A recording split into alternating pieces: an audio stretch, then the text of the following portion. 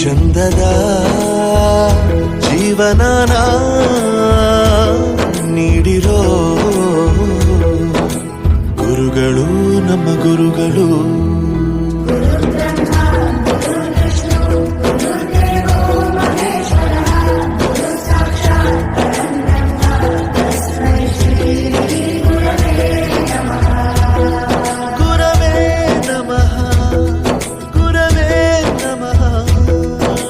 ಬಳಪ ಹಿಡಿದ ಭಗವಂತ ಇರುತ್ತಾನೆ ನಮ ಸುತ್ತ, ಅವತಾರ ನಾನಾ ರೂಪವೋ.